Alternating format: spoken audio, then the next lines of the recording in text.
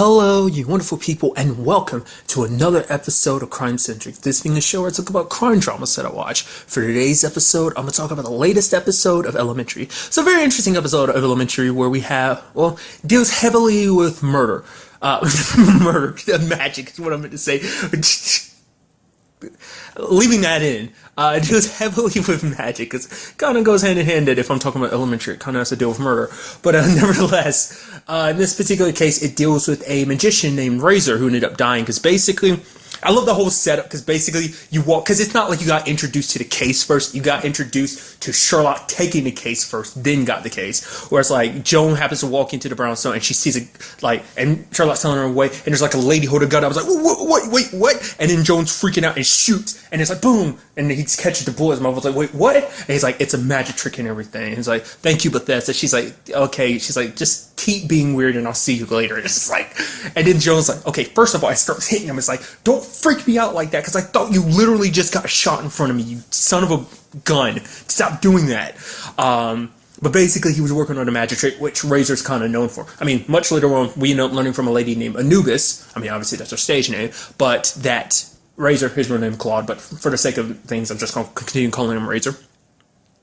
That basically Razor stole a lot of different people's tricks. But basically, it kind of possibly got him killed this time. Because how the trick works is that basically, ahead of time, someone fires a blank, and obviously you act like you got shot, but the entire time, the bullet's been in your mouth. You're hiding underneath your tongue and stuff like that. And so then you pull it out, as you're falling back, you put it between your teeth. It's like, oh, I caught the bullet. The whole trick behind the trick. So, but before he, someone had already laced the bullet with poison, and that's how he died. Well, basically, this all streams back because it's hey, maybe this has something to do with obviously, the magician world, and obviously, it turns out it has something to do with a big-time magician dude named Quinn Malcolm. Basically, Quinn put $2 million out there, kind of as prize money, for anyone that can tell him who is the author of this book. As it's Sleights and Deception. Basically, it's the how-to for all magicians. But the way Sherlock talks about it, it's literally the Bible to the magicians. It's kind of how they study, they learn from it and everything, because it's all about the best way. It's kind of the principle of magic trick. It's make someone look this way while you're actually doing all the magic stuff. It's over here, sleight of hands and stuff like that. So basically, the person who wrote it, his name is Walter Emsley, but obviously that's a pseudonym. And so the whole big mystery, and in this particular case, Quinn Malcolm wanted to know who is the one who ended up writing this book. And I really appreciate just showing you, I like this being a magic-filled episode in the sense of Sherlock and him go to meet the guy, but he texts him and is okay, yeah, actually I can't meet you today. Is ask your partner, what's her favorite fruit? And she's what's he say? She picks something, and it's yeah, grab one of them. And Joan she's oh, whatever, what is this all about? And so Sherlock grabs it, throws it on the ground, and there's a flash drive, and it's that's pretty impressive. That's really good. And it's even Joan was kind of even she was kind of stumbling, okay, how did you do that? Even Sherlock did it at one point, and it's sleight of hands. And then she's wait, is that my credit card? It's well, yeah, I didn't have the money I needed to buy the book. So basically, that's what they're figuring out. This is all that this has been about. That basically it's all been about keeping Walter Emsley's identity secret, especially because it's because one lady they met during the episode, obviously she was obsessed with this whole situation. Granted, she backed down when the fact is that she ended up, an older gentleman ended up getting hurt. He ended up, breaking his hip or something like that because she kept pestering him. And the situation ended with him getting hurt. She got put in jail for, a day. And it just put things in perspective. She went through so much and she got an innocent man hurt because of her obsession. So, because her idea was a lot of people follow this tracking of hey, looking at the illustrator's name, because if you can't find the author, look for the illustrator, and then maybe that'll give you a clearer picture of how to track down the author. But it turns out the illustrator's name was also fake too. So, but a very interesting thing, and I just love the breakdown of it, is Sherlock started looking at the pictures more, and it's from the illustrations, it's okay, things are a little weird. It's you look at this particular picture, start looking at all the cards are kind of the wrong way. They're facing the wrong way. And so the entire time it's okay, so everyone thought that obviously the pictures are depicting the author's hands and the illustrator drew that. But it's what if the illustrator was actually drawing their own hands? And the reason why it looks so weird is because they're drawing it from a mirror version of, obviously them doing the trick and they're drawing it from a mirror version. So That meaning that the illustrator and the author are the same person. But basically, it's all about keeping the identity secret because Joan ended up noticing on the hand that there's some scars that basically the person had carpal tunnel. Around this time, there was there wasn't really a big carpal tunnel surgery available until like the 50s, so that's what the scarring was about and stuff like that. So basically, there were some records that would have shown that this person was a part of this surgery because there's very few people back then who could have been a part of it, but those records were burned. And so, trailing all back, that the real interesting thing is how it was all resolved. Basically, it got all resolved by a Nazi anatomy book because they ended up finding out the real guy's name. His name was Albert Lang, and his grandson Clifton had basically, obviously he's like, we know the secret. The people at the place I work, Faraday, gave me a job and everything because there were a few people who know the reason behind all this. I mean, know like my grandfather's real identity and stuff like that. So it's like we have no reason to kill anyone because it's like we make a crap ton of money off the mystery aspect. And then the fact of the matter is when Quinn offered her $2 million, book sales caught people's more interest. So it's like we made even more money. And when it's all said and done, like when the identity does finally come out, it's like, dude, we'll be set. Like we'll be making even more money then too. So it's like, hey, it balances itself out. But what it ended up turning back to, as I mentioned earlier, the anatomy book, it turns out the reason why this is the key in all this, because it turns out that Albert Lang himself was a Nazi, and that basically he had actually written this anatomy book because the techniques he used for the sleight of hands, like you're looking at the illustrations at the way the hands are moving and stuff like that, Sherlock forced himself to kind of like, I have to look through this for evidence purposes. And yes, it's appalling, but it dug up a nugget of information to be like, yes, because he created both. So it's like the techniques he used for magic were pulled because he himself wasn't actually a magician, like because he was something else. I forgot what they say his actual job was. Magic was just kind of a side thing for him.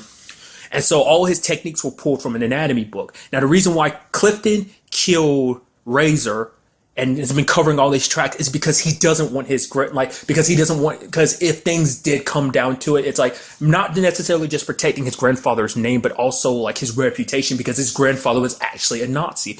It basically flipped everything upside down. It's like the entire time Faraday has been profiting by a book written by a Nazi, that the techniques were inspired by Nazis. And so that would leave a sour taste in everyone's mouth. It's like, oh, like I said, as we mentioned earlier, this is kind of like the Bible book for all magicians. All magicians are like, oh, we've been learning from Nazi techniques. No, trash the books. And it would ruin everything. It would ruin the company's reputation. It would ruin Clifton's legacy, because the fact of the matter is, like, hey, he took pride in it. He made money from being his grandson. He got the job he got now because he was Albert's grandson. So that's what this was all about, covering his own track, covering up his grandfather's sins, essentially. So I mean, but more so than anything, it's not like, oh,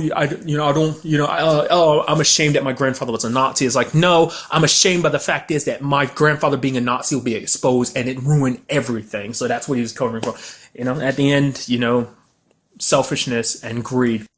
But that was just one side of the story. The other side of the story dealt with Bell being investigated by IA, because apparently there was a dude laying on a horn, and like him and Bell like pulled up right beside him. Bell rolled down his window, like, what's your problem? Dude essentially drove away. The dude's name is Titus. And later on, that guy reported saying that Bell drew his gun on him and everything. And I was like, whoa, why are you saying this? Why are you lying? Because everyone knows like Bell wouldn't do that. Which I do later on love an interesting conversation between Bell and Sherlock, when Sherlock's like, yeah, sorry about your current situation. And like, yeah. He knows, like, if something does happen, you get a just job. And like Bell immediately is like, yes, I'll understand if you start seeing other cops. I love that. But just on the off chance it happened. But I'm sure Sherlock was like, it'll be all okay at the end of it all. But Joan ends up looking into it a little bit, and it's just like, she's like, things aren't matching up. The fact is, obviously, you never drew your gun, because I know you. Of course you wouldn't do that. That's not even a concern. But the fact is, he knew exactly what kind of gun you had, and at the same time, he started talking about certain things. He said certain things. It's like, no, that's cop talk. So how would he know that? And it's like, who's the one cop that's got a problem with you? And it's like, Roy, Chantal's ex. So Bell going to visit him is like, yo, what's up with you? Why are you doing this? And then basically he basically gloats in front of Bell. He's like, you know what? Basically, I got another doctor to check out my like pinched shoulder and everything. And he's saying like, oh man, he agrees. Like, yo, he agrees with my first doctor. The fact of the matter is, like, something's wrong with it. And it's like, this is the doctor that they would go to if, you try to bring up what you know about me and stuff, saying that, like, I faked all that injury and have been getting pension for not being hurt and stuff like that. And he's like, basically, now the leverage that Bill had over him to be like, yo, stay away from Chantal and everything is kind of gone. And now to get back at Bill for getting all up in his face, getting all up in his business like that, he's coming after Bill. But it's like, dude, you went after your ex like hard. Like, you went after her hard, dude. Just like trying to screw with her life by starting stuff between her and Bill. Like, you went after them, and you're mad because he retaliated with like the truth and everything. So that's what this has all been about. But later on, you find out that basically the connection between them is that Titus and Roy knew each other because they lived in like the same apartment complex, or they were kind of neighbors at the time. Basically, at the time, like, Titus was dealing with a situation where a lady was asking for money because he owed her for a massage. Turns out she's kind of a call girl, so it was like one of those massages, quote unquote. And so rather than kind of getting busted about it, because obviously the police got involved, Roy kind of stepped in and helped him out. And so, like, this is the least he could do. Is like, yo, Roy needed a favor, so Titus was willing to help him out. So, but Roy got busted and everything. Because an interesting thing that we also learned really quickly before I get to like the super sad aspect of the episode is obviously that Roy wasn't always the crappy haunted thing, because Chantel ends up telling it to like Bella. Like, he wasn't always like that. At one point, he was actually a very good dude. They had a good marriage and everything until everything fell apart, because she kept rising through the ranks, but he didn't. Failed a sergeant's exam, and so basically it became a pride situation. Like, he resented her because it's like, oh, you're doing better than me. It's that like that meathead mentality of like, I'm the man in this situation. How dare you, the lady, the woman, be doing better than me? It's that type of stupid, once again, meatheaded mentality, And so that's what caused problems with their relationship, and eventually why they broke up. And it's just like, yeah, you see how just stupid he is. And Bill was right to call him stupid, because that's such a stupid thing to get caught up on. But hey, that's what he got caught up on. And obviously this leads to later on in the episode when Bill's about to tell Chantal about the whole situation. And then he walks in and he calls her phone, but the phone's there, but we see a hand right beside it, like a little blood splatter on the floor. And that's where the episode cuts. Immediately, I jumped to like, whoa. I was like, the moment Belle was walking upstairs, I had that feeling in my stomach. It's like, don't tell me it's going to be that. It's going to be that way, isn't it? It's like, please don't. And that happened. So granted, I don't know if she's dead or not. I don't know. She might be, she might not. The first thought that came through my mind was like, no. Maybe it's actually Roy's body on the floor, and the next episode has to deal with the fact that she has to suffer from the ramifications. So like, he came after her, so she had to defend herself, and now it turns into a whole thing of like, oh, did she purposely go after him because he's coming after her? So was it like, it turns into that whole situation. Was it planned? Was it a spur of the moment type of thing? Was it self-defense? Then the other side of me is like, or maybe it really is her body, which I couldn't help but catch previews, like glimpses of the preview of the next episode. So it seems like that might be the case. It is her body, but whether or not she's dead or not, I don't know. Definitely a very interesting episode. It sucks that it went like that, but it's like, he's a loser for, like, I mean, seriously, dude, holding such animosity like that. It's like, it's not her fault you turned into the piece of crap that you are. Like, I mean, like I said, you started all this by going after her. And it's like, he went after her specifically, not, obviously before he was doing it for a job's sake in that particular episode. I forgot the exact circumstances, but he was trying to screw up her job so she'd get knocked off the case, because her being on the case would have made, obviously she's very good at her job, but there's the whole like aspect of playing the whole, as I know, as from watching Bull, there's a whole science to, a courtroom. So like, her being a woman would have made things a little more sympathetic in the jury. But the fact of the matter is, if it was a man talking, then it would have just made things look a little bad. It's just like, oh, there's this man ganging up on this lady. Yeah, it was like, I think that was what the case was. It was like a lady was on trial for killing her husband or something like that. And if the person taking over was a guy, it would have made it look like, oh, it's a guy ganging up on a woman or something like that. But if Chantel like that, if it was Chantel doing it, it would kind of remove that thought, which is kind of sucky that mentality has to, but it's like it sucks that mentality exists, but it's like I said, there is a science to it and everything. So you understand like how it's like, yeah, you can view one thing, like see something one way, but like obviously in your brain you might perceive it another way. Perception is a very interesting thing. Like you shift it just a little bit and it changes everything. So that, I mean, that's just me kind of going off on its own thing, but nevertheless, so.